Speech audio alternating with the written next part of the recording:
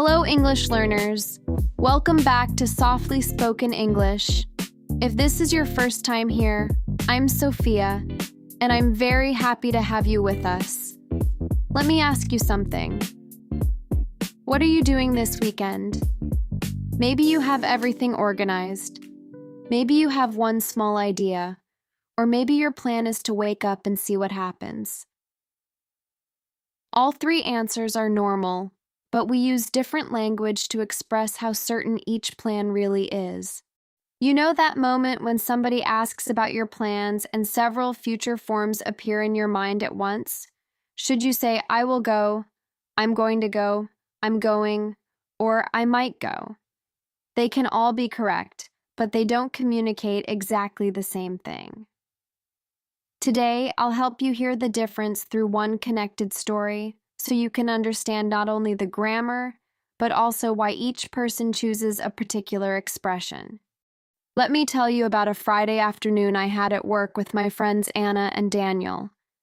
We were all tired and ready to leave, so I asked Daniel, "Do you have any plans for the weekend?"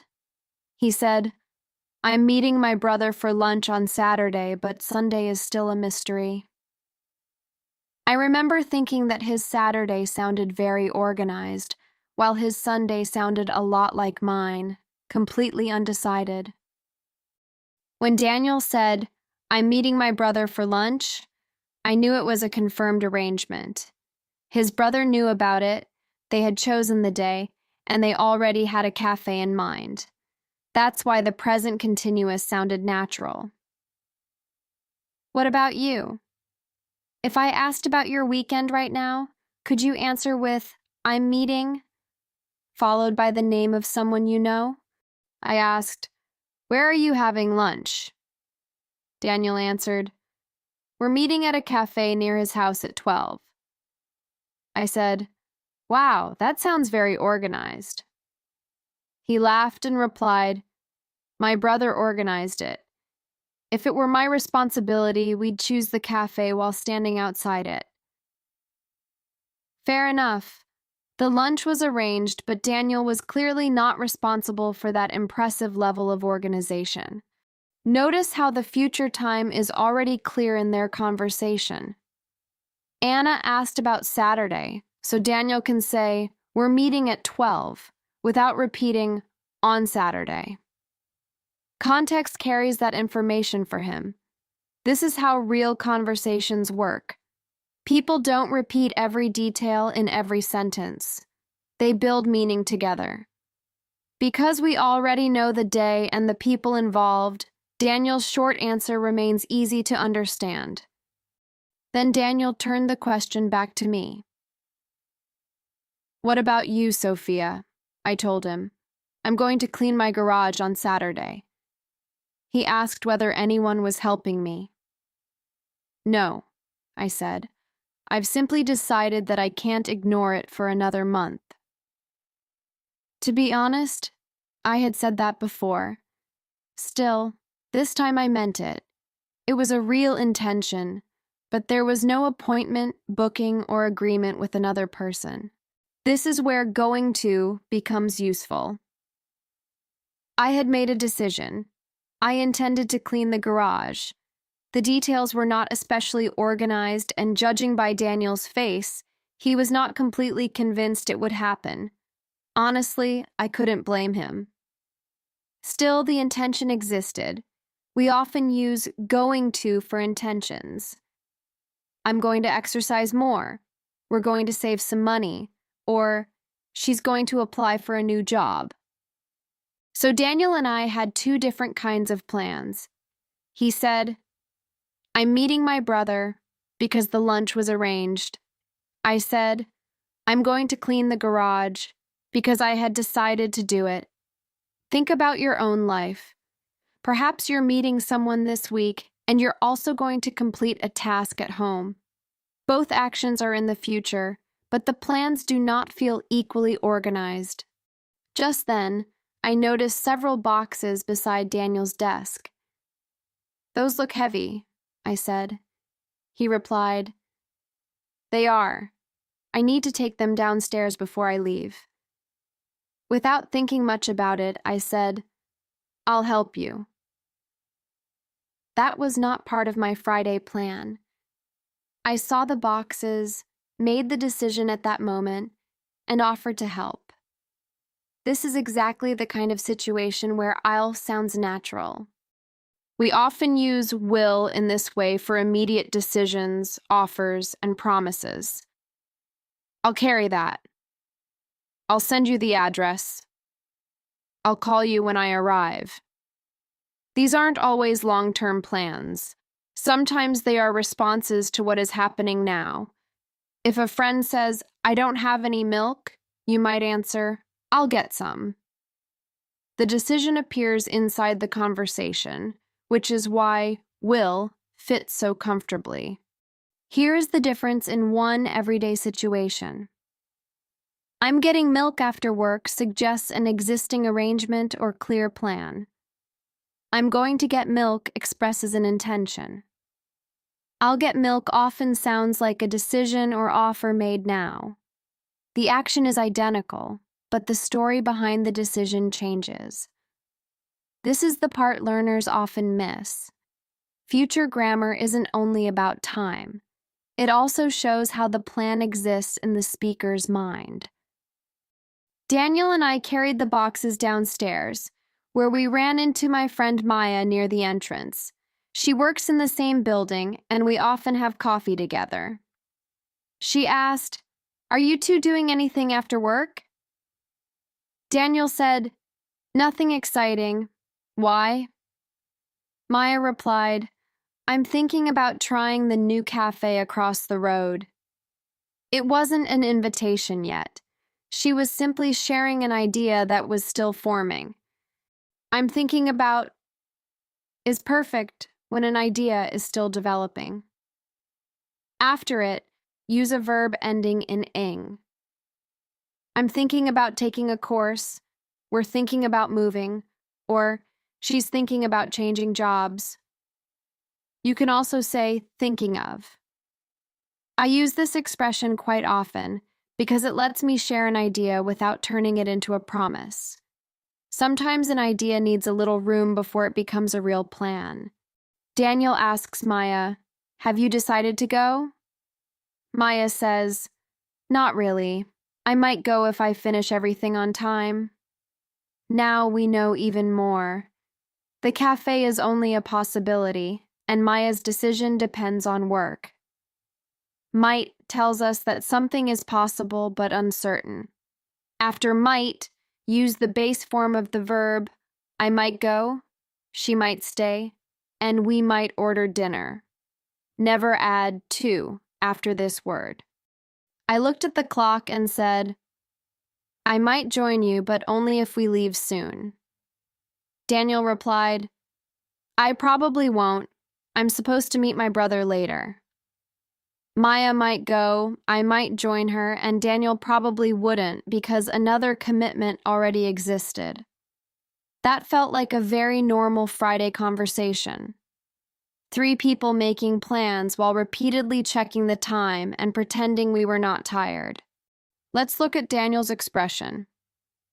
"I'm supposed to meet my brother." It means that an arrangement or expectation exists.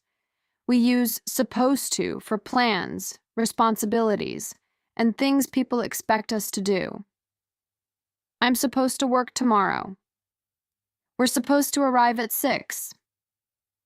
It often appears with "but" when the plan is in danger. "I'm supposed to go to the gym, but my sofa has made a very convincing argument." Maya asked Daniel, "Is that the same brother you're meeting for lunch tomorrow?" He said, "Yes. We're planning a family trip, so we need to discuss the dates." I immediately became curious and asked, "Where are you going?" Daniel replied, "We haven't decided. We're thinking about Tasmania, but we're also considering Queensland." His answer was honest. The trip was real, but the destination was not decided. Did you hear the expressions Daniel used? "We're planning a trip" means they are actively working on the idea. "We're thinking about Tasmania," means that Tasmania is an option, not a final choice. He could also say, "We're hoping to travel in December," if December depends on work, money, or another condition. These phrases give the listener an honest picture instead of making every future idea sound completely confirmed. "I'm hoping to" is useful for something you want but cannot guarantee. You might say, "I'm hoping to finish my course this year," "We're hoping to visit our family," or "Maya is hoping to get a promotion." The plan matters to the speaker, but another factor may affect it. What are you hoping to do this year? Even if you don't answer aloud, you can probably feel how different that question is from, "What have you arranged?" Maya smiled and said, "I'm hoping to travel too. I may visit New Zealand next year." I asked, "Have you booked anything?" She laughed. "No. At the moment, I have a destination, 3 saved photographs, and absolutely no practical information." I know that feeling. Sometimes my imaginary holiday is beautifully organized before my real calendar knows anything about it. May works like might here. The trip is possible, but not decided. If Maya becomes more certain, she can say, "I'll probably visit New Zealand next year." If she books her flights, she can say, "I'm flying to New Zealand in March." Listen to how the language moves with the plan. "I might go" is uncertain. "I'll probably go" is likely. "I'm going to go" shows an intention. "I'm flying in March" sounds arranged. The grammar changes because the plan itself has changed. Maya finally asked, "Would you like to come to the cafe with me?" I replied, "I'd love to, but I need to finish one email first." Daniel said, "I can't today, unfortunately, but maybe next week." Our answers were clear and friendly. I accepted with one small condition, and Daniel declined while suggesting another time. Neither of us gave a 5-minute explanation. A polite response does not require a complete documentary about your schedule. To ask about plans before inviting someone, you can say, "Are you doing anything after work? Do you have any plans for Saturday? What are you up to tonight?" Or simply, "Any plans for the weekend?" "What are you up to?" is informal and friendly. It doesn't sound like an investigation. After the person answers, you can explain your idea and invite them. Maya used this exact pattern, and the conversation felt relaxed. To accept, try, "That sounds great," "I'd love to," or "Yes, I'm free." To decline gently, say, "I'd love to, but I already have plans. I can't this time, unfortunately," or "Maybe another day." These responses are useful because they sound warm without becoming complicated.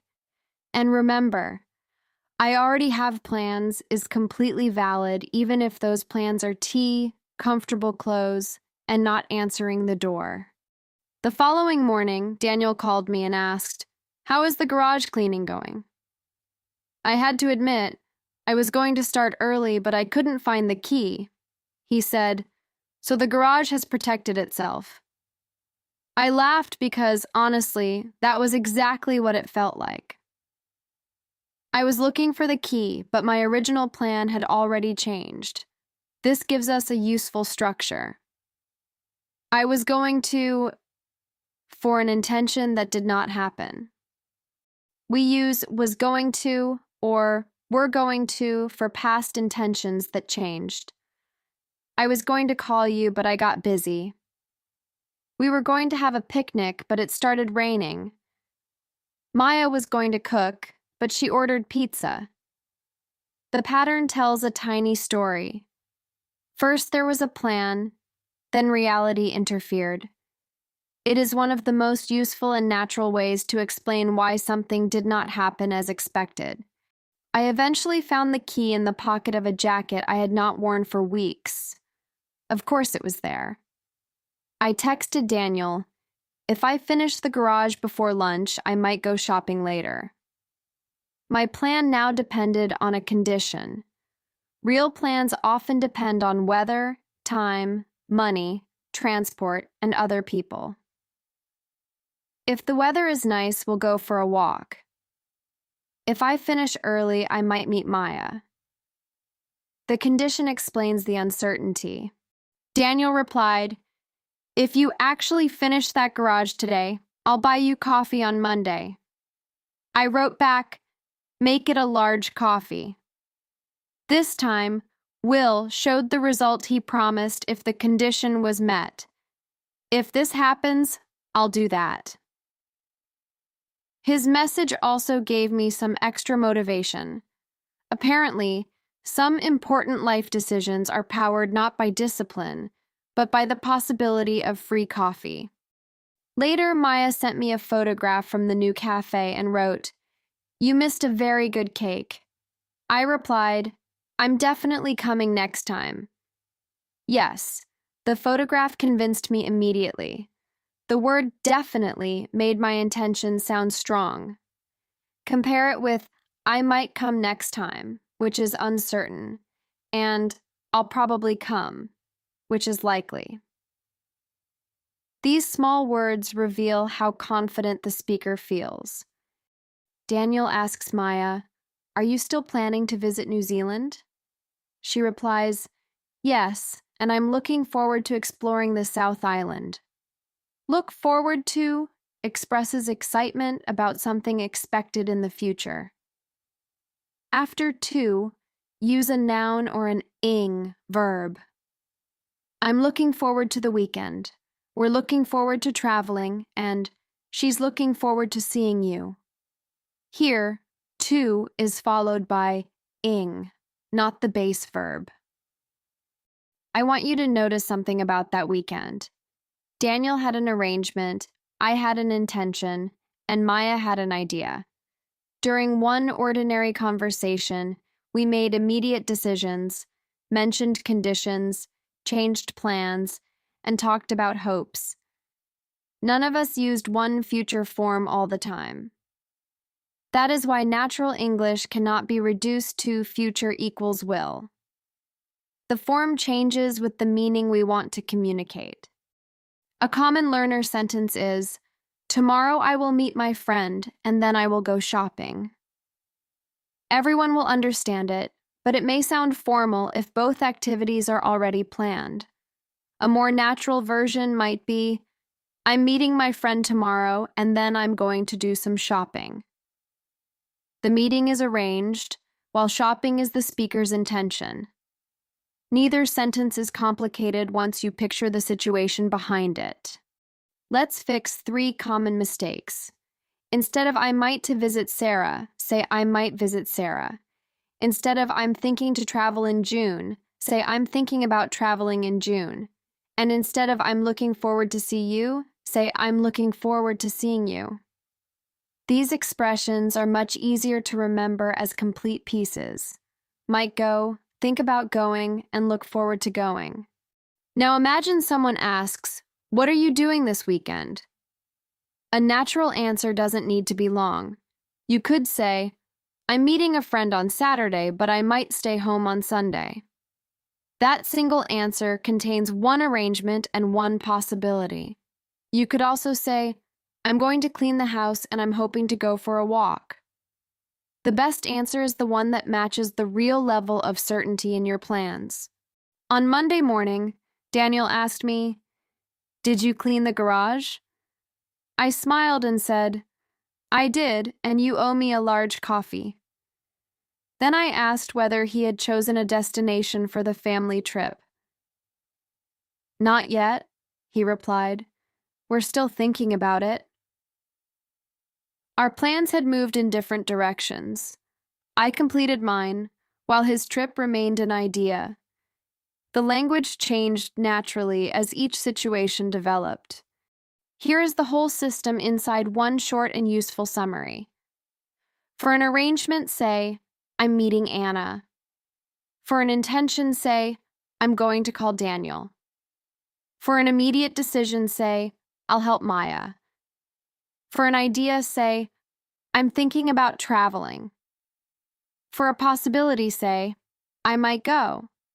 For a hope, say, I'm hoping to go. And for a changed past plan, say, I was going to go, but I stayed home. Thank you for spending this time with me today.